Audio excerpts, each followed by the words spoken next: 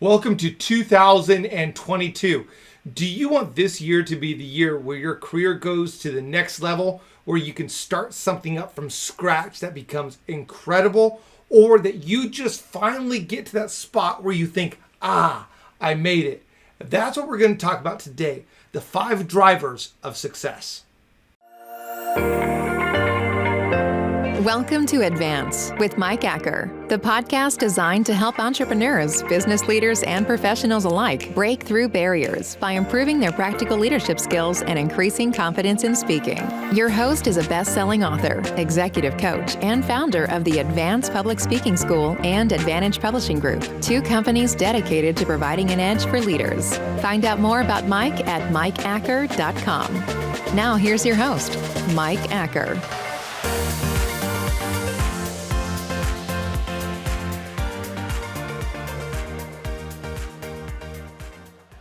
Welcome to 2022. Here with Advance with Mike Acker, I want to show you the 5 different drivers of success.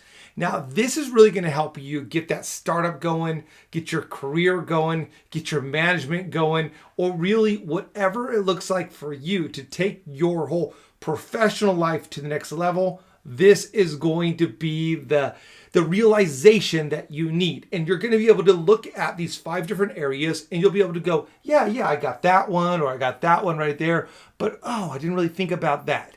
And I'll give you some different pointers on how to develop these 5 different drivers.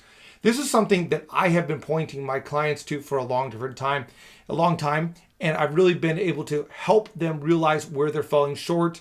They're able to look at that and go, oh, okay, that's where I want to work. And so that's what you're going to get out of this time. Now, a reminder for anybody who's brand new to the podcast and show, first of all, thank you for coming here. So glad that you're checking this out, listening in. Second, hey, I do a one-shot, no edit. I don't script these out. I come up with my buckets and then I go through it. Part of the reason I do that is because as a communication coach, I want to encourage my clients that, hey, it's okay if you flub from time to time. Work on it, know it, plan it, get better at it. But at the end of the day, you're not going to die if you don't do things perfect. So as you see some of the different flubs in me, maybe take a little bit of load off on yourself, give yourself a little bit of a break for some of the mess ups that you have or some of the areas that you feel like you're not perfect in. All right, little notice, communication coach. Now let's go to the 5 different drivers of success. First of all, we're going to go through these 2 relatively fast because on a regular basis, those are the ones that we see as the primary drivers of American corporate, American job success. So the first one is going to be education. Now, recently I had a chance to interview some of the team over at Credly. And it's very fascinating to me that in their whole system, their philosophy is that you don't have to have an education to have career success. And I think that's a great point. Some of the people I know, well, recently I had Chandler Bolt on the program, and he, in his interview with me, he talks about how he's a college dropout and he's had tremendous career success. However, we still believe that education is a leading way for you to have career success. Here's what I would ask you. What is the area that you want to go into? If you want to be a doctor, you absolutely need education. But you don't absolutely need education or all the different degrees of education for all the different areas that you might want to go into. So although it's been a leading area of success, a leading indicator of success for a long time, no longer is it a leading indicator of success. It just depends on what picture of success you want to look at. So before we dive in, maybe pause and just ask yourself this question. What type of success do I want?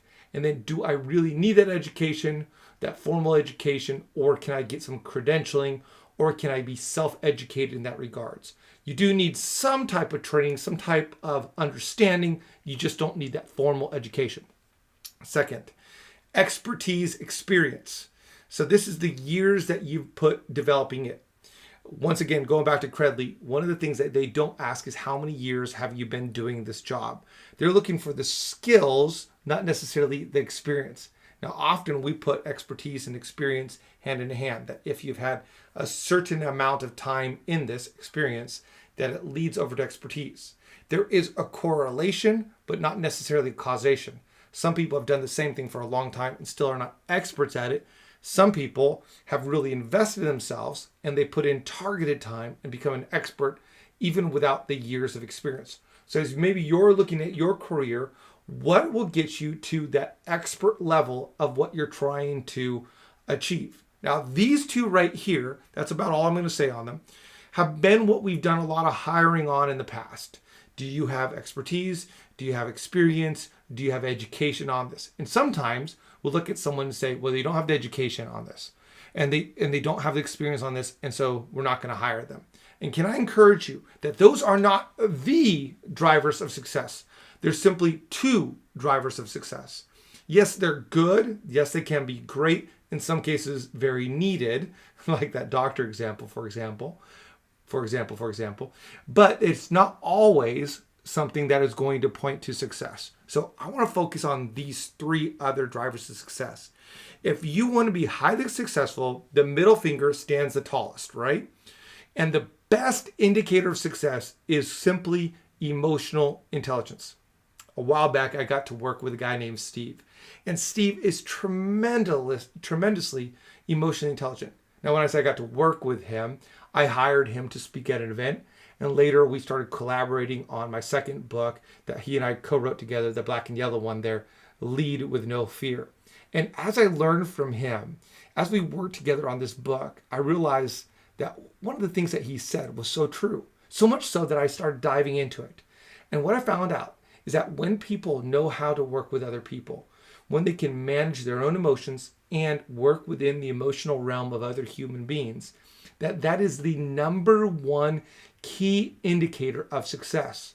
So that's why when you look at my hand right here, middle finger, I'm not going to flip you off, but the top finger right here, the highest one on all of this is, are you emotionally intelligent? You can have all these other ones, but if you can't work with people, it's not going to work.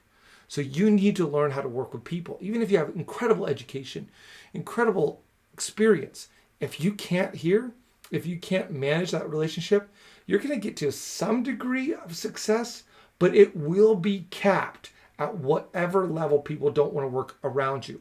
Or they'll put up with you, but they're not going to like it. And you might get a certain... I'm having trouble hearing you.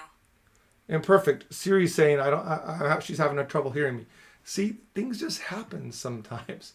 But that emotionally intelligent is being aware of who you are and being aware of where others are in their emotional response and their emotional experience around you.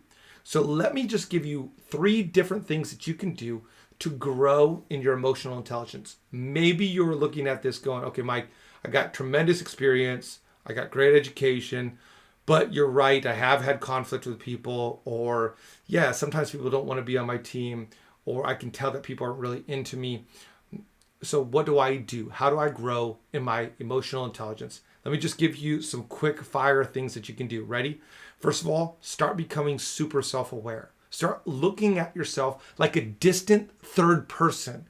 So don't look at yourself as what's happening right here, but just like I will go back and watch this afterwards and kind of smile when my phone went off and when I said example a couple times, I'll look at myself from a third person and go, oh, you could have done that better. Or you could do this better. Likewise, I want you to look at yourself through the eyes of someone else, an observer, and start thinking about yourself in that point of view. So that's called self-awareness. First of all, self-awareness. Now I'm going to skip a couple and I'm going to jump over to the middle part of Daniel Goleman's seminal book on emotional intelligence. And I want you to be aware of others in this way, empathy. Empathy. I want you to start not only be aware of yourself as a third person, but I want you to put yourself in the seat of others and start trying to feel with other people. That's essentially what empathy, empathos, means. To be in their passion, to get into their seat and understand where they're coming from. Sometimes when someone's talking, we're so quick to be thinking about the answers that we want to give to them. We're jumping to how we want to react instead of really understanding so we can truly respond. So next time someone's talking to you, next time that you're hearing somebody, even right now, start thinking, about what is Mike feeling in this moment. I'm feeling pretty good actually. But what has Mike been doing? Next time you hear someone else talking to you and they're rebutting an idea or they're pitching something, they're on Zoom, whatever it might be, I want you to be thinking about what are they thinking about? What are they feeling? Try to get into their seat, okay? So emotional intelligence starts with that self-awareness. We'll jump ahead. Starts with awareness of their emotions. And then third, I want you to this year in 2022 to study some social skills, whether it's eye contact, whether it's just simply nodding and smiling, whether it's human touch in appropriate situations, or looking at the camera when you're talking to people in Zoom settings instead of just looking all the way around.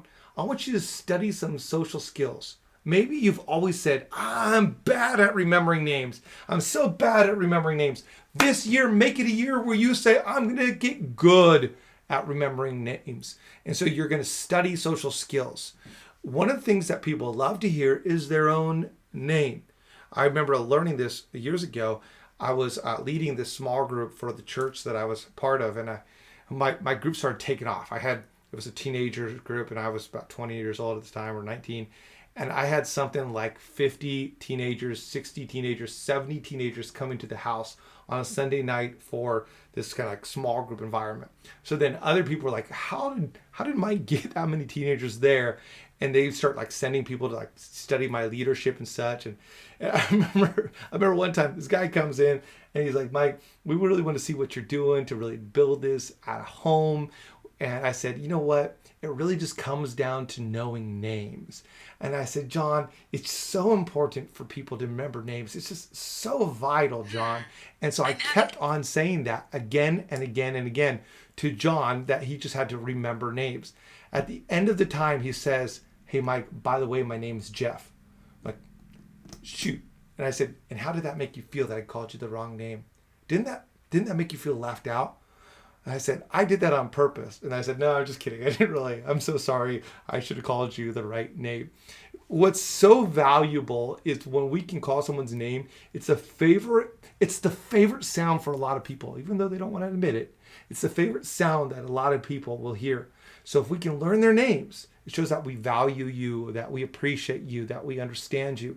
So maybe this year, when you're studying social skills as part of your emotional intelligence, maybe what you would do is you would start saying, I am getting good at remembering names. Okay, 5 drivers of success. You got your education, you got your experience, hopefully leading to expertise. You got your emotional intelligence. I gave you some of that. I've written a whole book on that. There's lots of other books on that. I got a workbook on that. We could talk about that. You could study it. You could go on YouTube right now. Look all over the place for that. So let's jump ahead to the 5th driver of success. Communication. Communication. Now there's different types of communication. So let me focus on 4 different types of communication when it comes to relating with other people. You have aggressive communication, passive communication, passive-aggressive communication, and assertive communication. So let me quickly explain these, and then let me dive in here a little bit. So when it comes to communication, you don't want aggressive communication, which shows that you're not emotionally intelligent and you're just running over people. It's when somebody says something, does something, or you want them to do something or say something or act in a specific way. You do it in an aggressive fighter type stance. Like, you get that done. You get out of here. You clean this up. You make sure that person appears. You got to do this. The deadline's tomorrow. Why haven't you already done it? So it's aggressive intonation, aggressive heart, aggressive motive. It doesn't feel good. And if they're aggressive personality too in their communication, it leads to a fight and it can escalate. Now, second, passive. Passive is the exact opposite of aggressive. It's where you are a doormat and you just let people do that over you. And if they say something, even if they say it nicely, and even if you disagree with them, you're not going to show. You're just passive. Sometimes people say, well, I'm just an introvert. No, you're being passive. And there are passive extroverts, there's passive introverts. It's just where you don't want to respond and say what you need to say in that moment. Then there's passive aggressive. And from my own experience, and probably from a lot of research, the majority of people are passive aggressive in their communication. In other words, they're trying to say something, but they're saying it in a passive way. For example, if I were to talk to my wife and say, hey, it's going to be a long day, and I just really wish I didn't have to come home to dirty dishes in the sink. What am I really saying? In a passive way, I'm not telling her to do anything, but what am I aggressively saying? I'm kind of saying, hey, you better get this done. And if I come home after saying something like that, you can see that it's going to be disappointment and didn't live up to my expectations, et cetera, et cetera. Poor communication. If she does the dishes while I'm gone in that kind of setting right there, then I'm not going to be thankful because I told her to do it. If she doesn't do it, I'm going to be mad, but how does she know she was supposed to do it? Instead, and that shows up in many different areas, but instead we want to be assertive. And this is where we say what we mean and we mean what we say. So say, for example, I'm staying at home and my wife is on her way out and she goes, hey, honey, today's a really big day at work. Can you do the dishes and make sure the house is picked up before I get home? Great. She said what she meant and meant what I said. Now, I don't have to be passive here. I can say, hey, honey, I would, but I can't. I got this going on, this going on, this going on. So I'm saying what I mean as well. And I don't have to be aggressive. I don't say, I can't believe you would ask me to do that. Don't you know that I have a big day? So I need to assertively respond and say yes or no, and here's why or here's why not. I can do that. So assertive communication is where you say what you mean and you mean what we say. Now let's get this a little bit more complicated. 5 drivers of success, communication right here, communication, 4 different types. When it comes down to assertive, there's a lot of different things that are going against us in order for us to have and be successful in assertive communication. For example, one of the things going against us is sometimes we don't know how to manage this, our facial nonverbals, or this, our verbal nonverbals, the intonation of our voice, the emphasis of our voice, the clarity of our voice. And so sometimes the nonverbals, the things that we're not actually saying, are actually warring against our desire to be assertive. So we might actually verbally say something like, yes, I'll take care of the dishes. But we might do it like this. Yes, I'll take care of the dishes. And so we're actually saying what we mean, meaning what we're saying. But what we're doing with our communication, our nonverbal communication, is actually warring against what we meant to say and meant to convey. So as a result of that, our spouse or our coworker that we're responding to in this way reads that nonverbal and reads it poorly and does not take our communication well. So when you go into your communication aspect of the 5 drivers of success, I want it to be assertive. This is something I'm working on, especially in just my more personal life, easier in work life, I find, for me, but harder in some other areas. But I want to say what I mean and mean what I say to my son, to my wife, to my dad, and to everybody in my life. I want to say what I mean and mean what I say. But then I want to make sure that I'm saying it with 3 different areas, okay? What are those 3 different areas? I want to say it with my words. I want to say it with my body, my movements, my physicality, my face, all of this, that which you see. And I want to say it with the tone, the inflection, the diction, all of the verbal, the vocal nonverbals. And there's a lot of categories here, and I won't try to confuse you too much. But I want to say it in all 3 ways. So the words say, yes, I will help. The face says, yes, I will help. And the intonation says, yes, I will help. Versus, yes, I will help. Or, yes, I will help. And there's all kinds of misconfusing ideas that are going to come across that way. So in your communication, be assertive and then match all 3 areas of the intonation, the physicality, and the actual words to be assertive. When you can communicate that way, you will go to greater levels of success. See, communication and leadership go hand in hand. Communication and performance, management, impact go hand in hand. See, if you have communication and leadership, both at the high points, then the water of leadership, the impact of leadership can rise to the top. If you lower on one end, or both ends, or just one end way down, then leadership's going to come out at this level instead of all the way to the top. So if you have speaking, people will often assume you have leadership. If you don't have speaking, people will actually detract and subtract that from your leadership. So you, in your performance, in your success, in your career, you want to work on great assertive communication, because when you have that speaking, people will start saying, wow, that person, they can get their points across. They must be able to not only get their point across, they must be able to get things done. They must be able to motivate a team. They must be able to make it happen. So speaking and leadership go hand in hand. For you, I want you in your speaking leadership to work on both. But right now, as I talk about 5 drivers of success, we're talking about your communication. Okay, last one. Last driver of success. You ready? Grit, determination, hard work. Simply said, your work ethic. Now, looking at these 5 drivers of success, I often am working through preparing my son for the future, thinking about these. So he's in elementary school. That's pretty needed right there. And he doesn't have a lot of experience doing some things, but I am giving him work experience with chores. I did some videos about that. In terms of emotional intelligence, I actually read about articles on how to help my son be emotionally intelligent. And when I fail, I try to apologize to him so that he can see what an emotionally intelligent response is. It's something my wife and I have talked about. Communication, I'm trying to make sure that I'm not passive aggressive with him, because it happens. And then on this last part, I'm encouraging him to grit through. So if he signs up for a sport or something, he has to finish that season. He might not have to do it the next year, or he doesn't have to do it next year, but he has to finish the season. So I want him to work hard at the things that he does, whether it's reading or anywhere else. So I'm actually parenting with these 5 drivers of success. I want him to know that work ethic is extremely important, for him to see that in his mom and dad, and for him to develop that at a young age. Maybe you got that, maybe you didn't, but today you can decide what your work ethic is going to be like, and you can start putting discipline and routines into your life.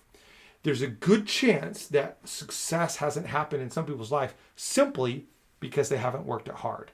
They might even have some of these other areas, maybe all 4. But if they don't work it, they won't get it. If you don't show up, well, hey, then you're not there. You're not present, and people are not going to count on you, and you're not going to be successful. Like, it doesn't matter how successful Leonardo DiCaprio is from the past. If he doesn't show up his next movie, if he doesn't show up at the next audition or whatever it does for him, he's not going to be successful, because he's not going to be in it, because he won't have been there. You got to put the work in. So those are the 5 drivers of success in this Fast and Furious YouTube/podcast. Take a moment, like this, subscribe to this, comment on which is your best driver of success and what one you need to work on.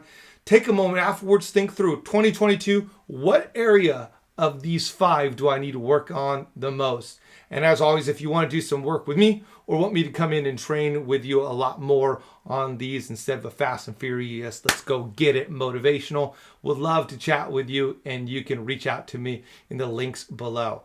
So happy New Year. Here's to a great year of success.